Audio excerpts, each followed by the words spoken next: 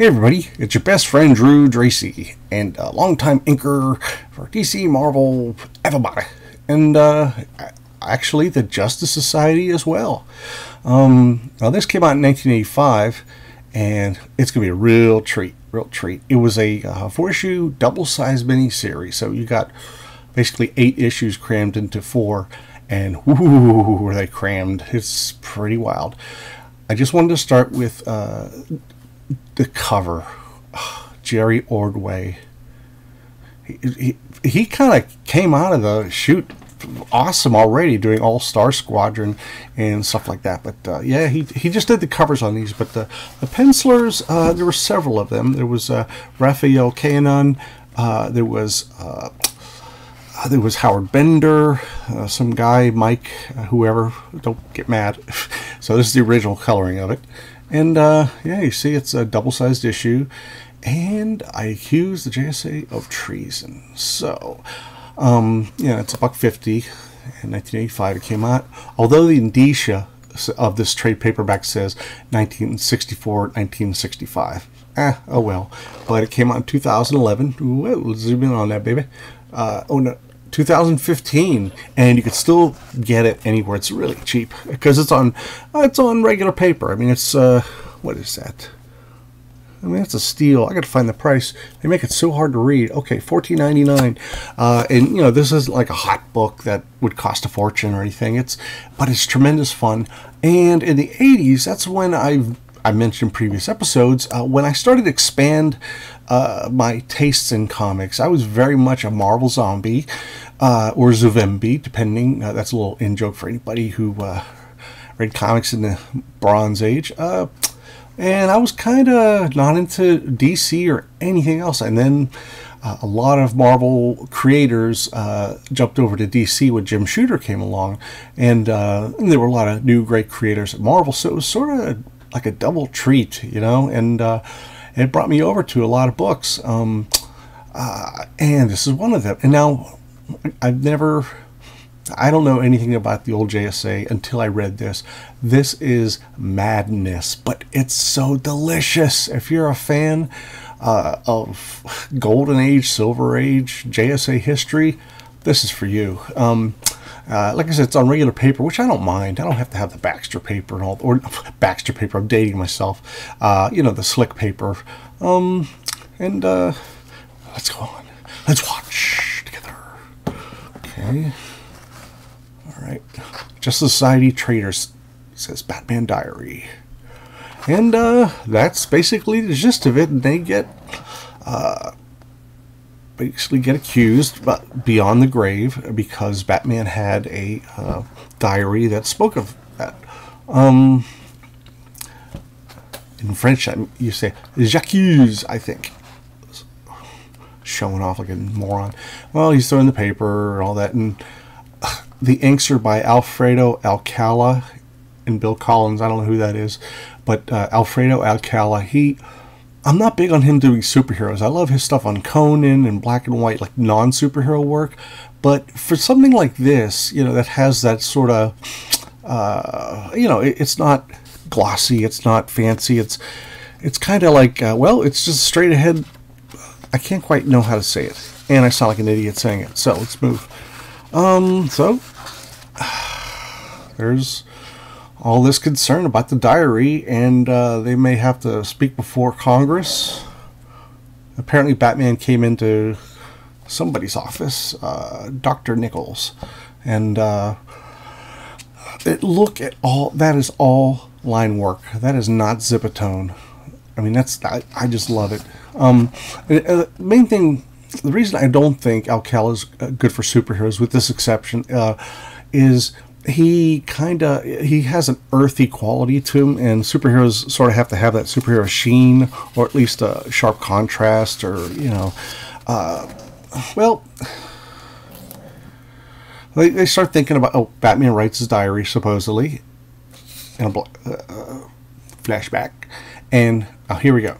This, I don't give a crap about all that stuff, but story-wise, the Spectre should never be a member of any team. He's just too friggin' powerful, you know. And supposedly he's like the taker of vengeance from God above. And Dr. Fate is too damn powerful too. So I never liked them in teams. Just like Firestorm and some of the other characters. There was a really good Spectre series with Tom Mandrake on the art in the early 90s I recommend. And Dr. Fate, the only thing I liked was Keith Giffen and Paul Levitz, I think, did a backup series in Flash that ended up collecting in 2 Baxter paper reprint formats. So, yeah, Superman just zipping through stuff.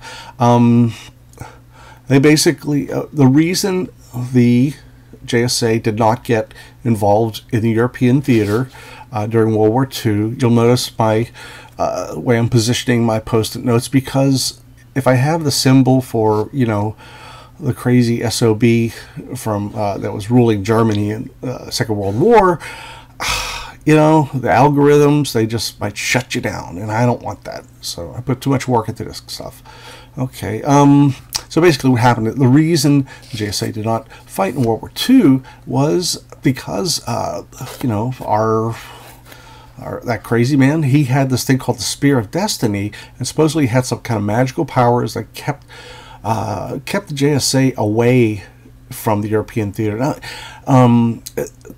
because, you know, you read the old comics, and there's a lot of street level crime as well as some stuff overseas, but, you know, a lot of people say, well, why didn't the JSA, you know, so powerfully, I mean, it could have ended the world war in a day, but it's just a contrivance, because when you think, if you have that Spear of Destiny, you know, you could use it on everybody you don't want, you know. So there you go. Oh my God! So, okay. And let me see, a lot of information, but it's not germane. It's not even Tito or Latoya. So I love that. And that's a reenactment of a Golden Age image. They go over a lot of history, and this is only the beginning. Only the beginning. All right. Well, FDR. He meets up with the Batman. I was just working my stamp collection.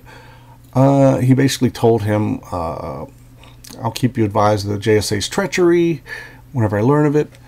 And what happens is, even if Superman seems innocent of wrongdoing thus far, we must be careful not to rouse suspicions of the Spectre and others too soon. So one day, they broke up. I hereby declare the Justice Society of America disbanded for the duration, meeting adjourned. And they kept on fighting. And there's Dr. Fate's half helmet, and there's the Atom, the Golden Age Atom. I think this was from the Treasury edition of Superman versus Wonder Woman. I don't know. I ain't got it. So, you know, really, really nice stuff, you know.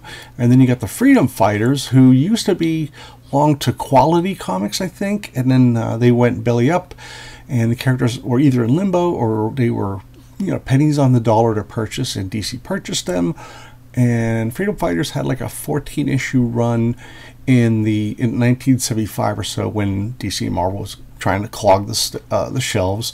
And it's just like many other new books that turned to 30 cents in the September dated issues of DC and Marvel, they got canceled right away. You know, and a lot of titles, a lot of really good ones, and some that were just kind of, let's get that, you know, let's just bang this shit out. So, well, okay. For some reason, there's Black Canary. I read this, but I was not going to reread the whole thing, because you won't get a video for like a week. That's how intense it is. Basically, this is an earlier time where they're taken before Congress, and because, what is your decision? We respectfully decline, Senator. Our names, our faces, our lives, our own business, and don't worry, you won't see us again. So they rage quit. Yet a time came in 1963, to be exact, when the Justice Society ended its voluntary retirement. Don't know why. It's kind of, there's Vandal Savage, who I kind of like. He's basically immortal, and he can't die, and he is he's bored with life. I mean, if he could end his life, he could, but so he comes up with these wild schemes that basically keep himself amused.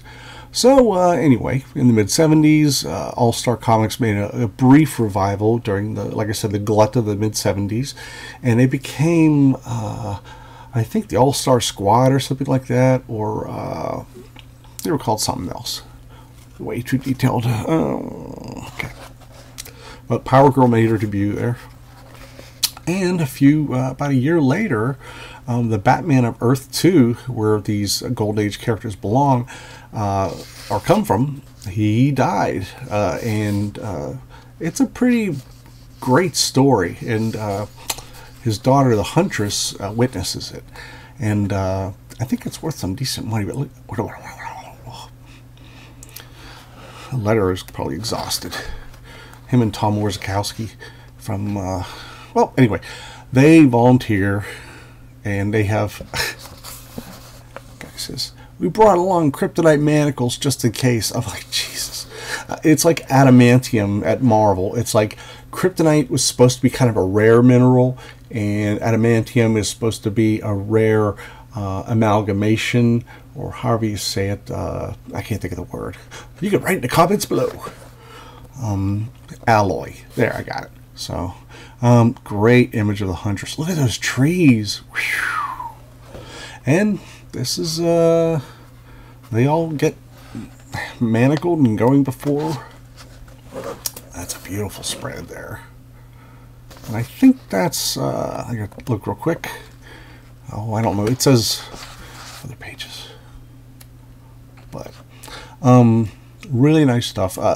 She's a lawyer, and she's going to represent the JSA, and Robin of Earth 2, he believes the Batman because he was raised by Batman, and he kind of thinks, well, he's very torn. And let me get a coffee break real quick.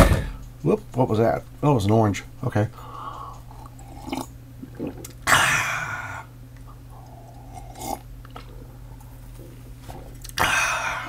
I take mine with cream but no sugar because I'm trying to cut out the sugar in my diet.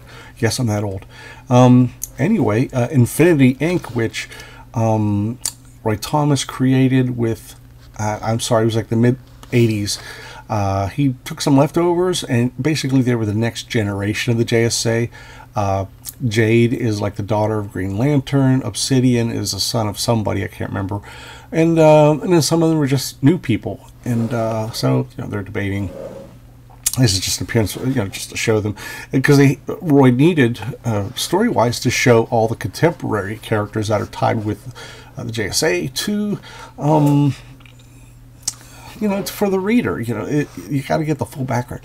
Look at that background with the guy holding the paper. I love that stuff, and I like to do it too when I can, but people want tracers these days. They don't want embellishers. What are you going to do? So anyway, here comes Helena Kyle, daughter of Batman and Catwoman. And so they get out, and she's trying to reassure him.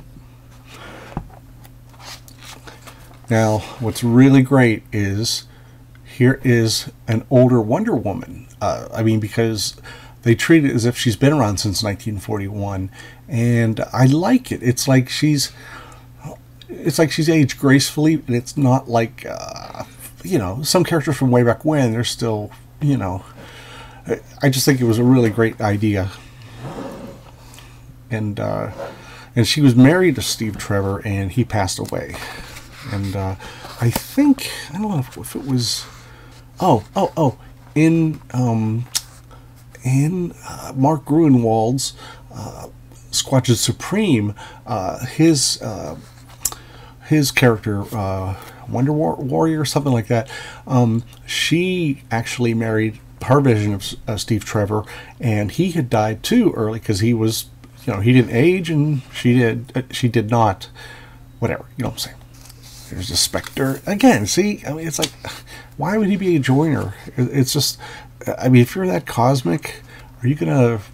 I just don't know. It just seems like the adventures would end the minute you snap your finger, and or even that, he wouldn't even have to snap his finger. And there's Dick Grayson. What's going on? Okay, let's get past this. The Wizard, a terribly, incredibly inventive character. Not. He's from the Golden Age, but I think Giant Man and the Wasp had their version, which was just as lame.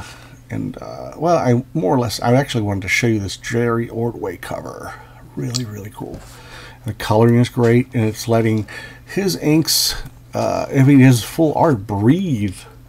Okay, I'm getting past all. And he goes on and on. And Roy Thomas is an encyclopedia of Golden Age. He's an encyclopedia of pretty much all comics going into the Silver Age with Marvel and Timely Comics.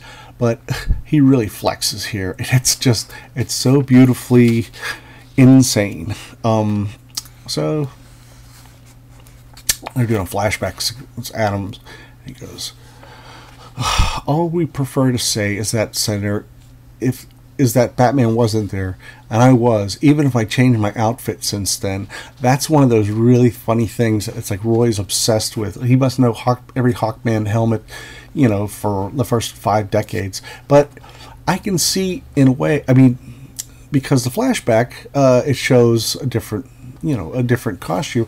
I could see that, but it's like, that would have been there anyway if you hadn't had the flashback, because, you know, Roy just really enjoyed sharing his knowledge of comics. And so anyway, they talk about the craziest episode. Now here's the thing, the really interesting thing about this and Roy Thomas's All-Star Squadron was that he took every absurd story from the Golden Age through the 50s and beyond as canon.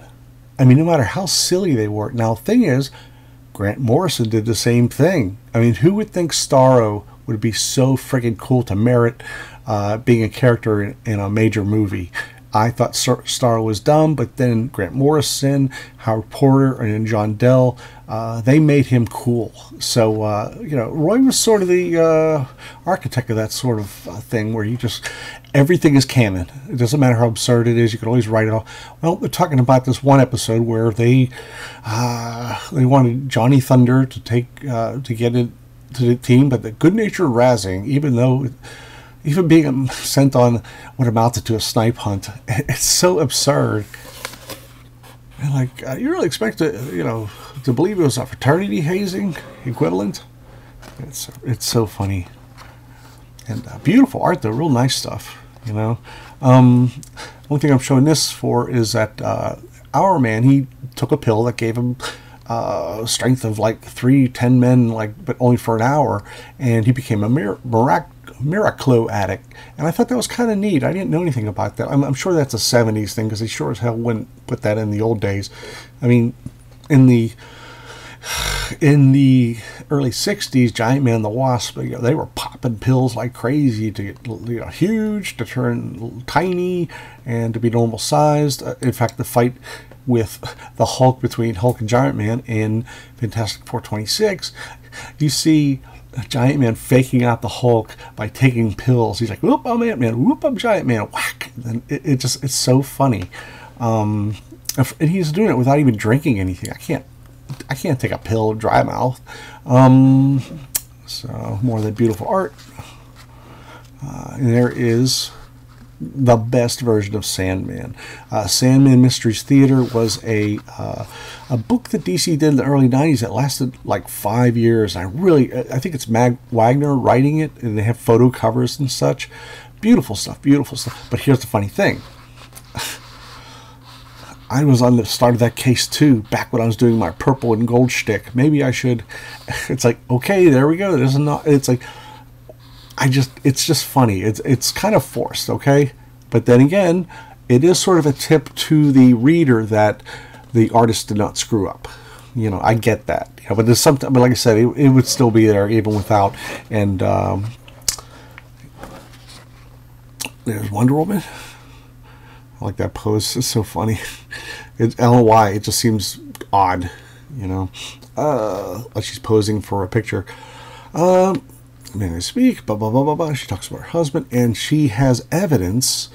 Oh, there's Affinity Incorporated again.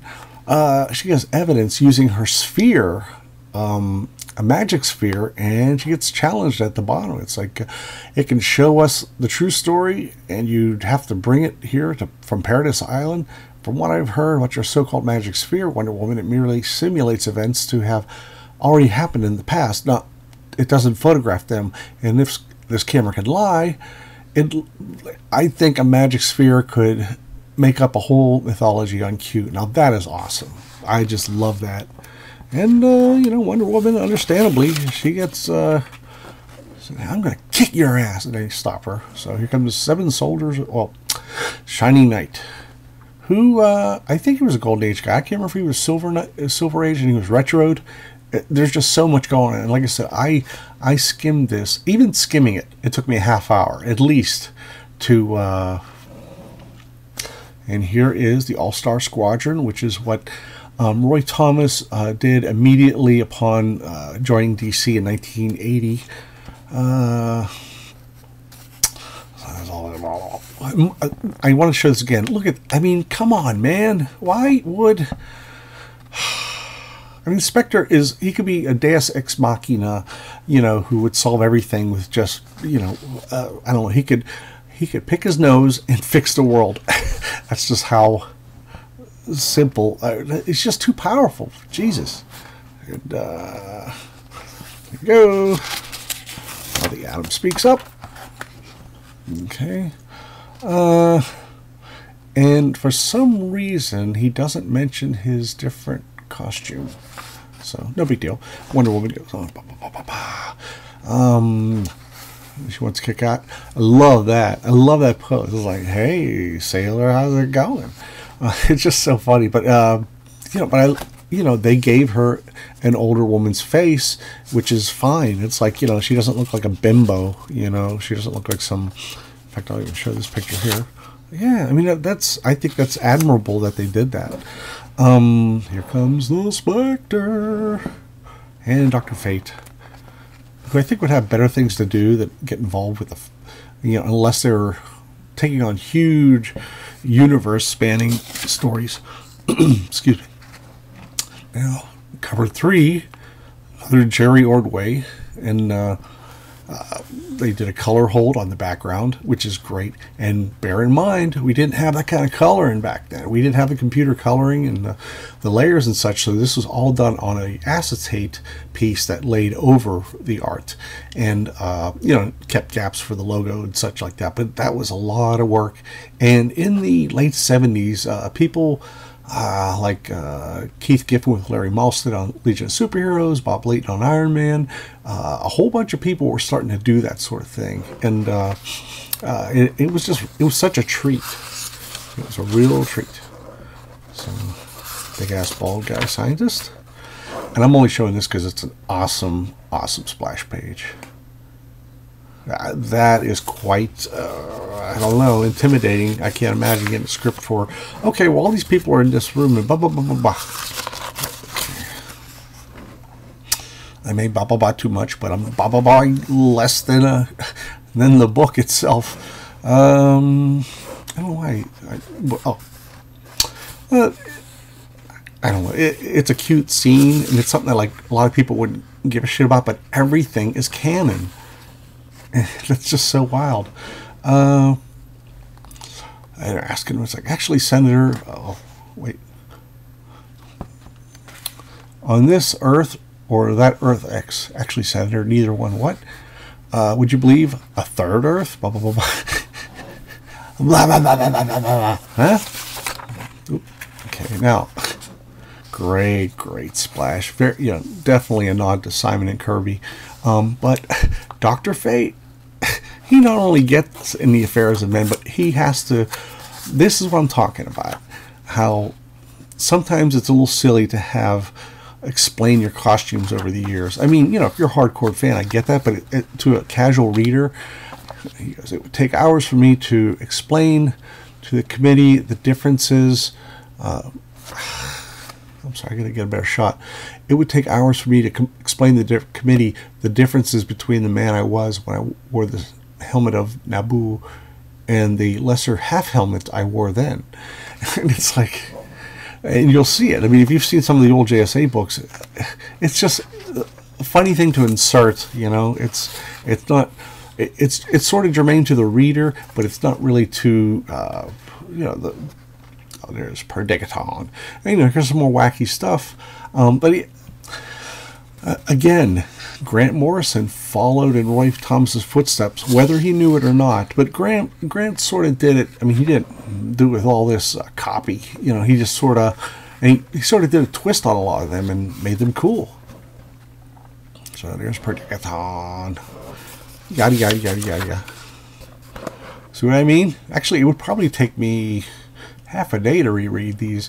I think what I liked about it, too, was I wasn't big on JSA, but back then, for me, money was getting a little tight. So, I got a lot of bang for my buck out of this. And the absurdity of it, or, I don't know, dedication of all the information is just, it's just intense, it's over the top, and it's enjoyable. I really enjoy it. I may be knocking it, but I don't really mean that.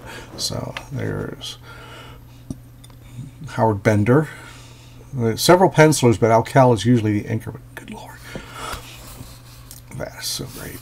You see a lot of that on the later issues of Crisis on Infinite Earths, where Jerry inks the late great George Perez. And I'm an ugly man with a bad haircut. I will rule the world. Here's another crazy, take our word for it.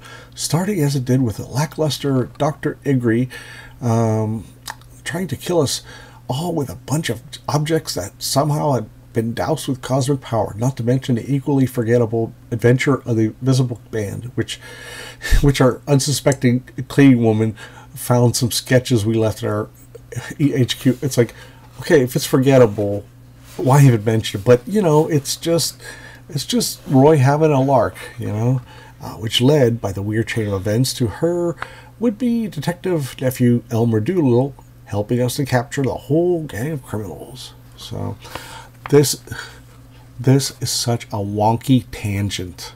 Oh, by the way, they faced this cowboy who basically tied these guys, tied the team to, an old, what do you call that thing? Oh, a stagecoach, and they were supposed to fight to the death. So, woo, scary dude. Anyway, this is so weird. It looks like she has a robot eye. It's just so, it should have been tweaked a little bit. But, with all this stuff that has to be researched and such, there's a point where you're like, I gotta let this stuff go. And I like the coloring too. It adds a clarity to everything. Because there's so many elements in here. Oh yeah, okay. Here's more. These are like ones that if Grant was writing JSA, he would return some of these kooky characters. No, that's not Mr. Terrific. I got that confused. There's a guy named Alpha. And it's fun stuff. It's fun. It's insane, but it's fun. Anyway, oh, that's the time that he said, you're not going to hear us again, you friggers, and leaves. But then Flash of Two Worlds happens, and things start picking up again for our Golden Age men and women. Power Girl shows up, and now she's not an original member of... she was in the Super Squad, that's what it was. In 1976, she came out as an original character that joined the Super Squad, which would end up being the All-Star Squadron again. She was a cousin to Superman, and her name was Kara something or other. Karaoke, I guess. But she comes bursting in, and she's really, she's trying to let him have it, but, it's just kind of like, no.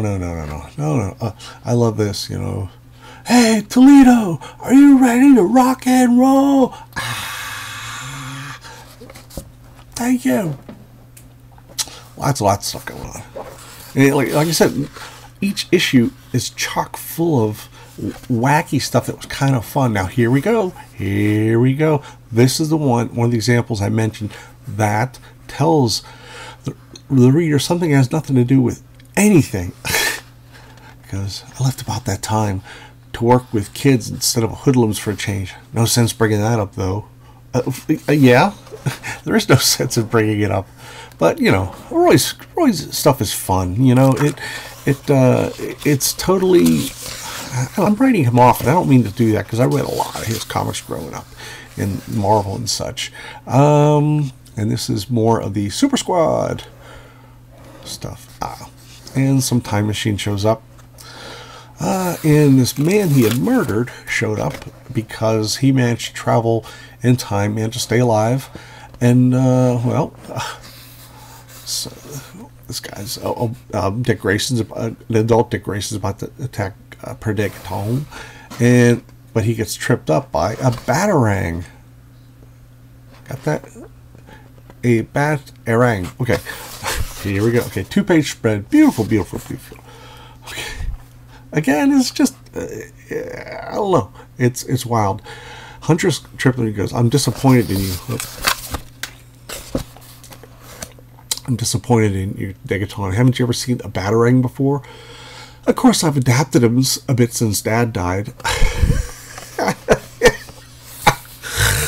Like, who's that information for? Or even for the reader? It's just fun. It's just fun.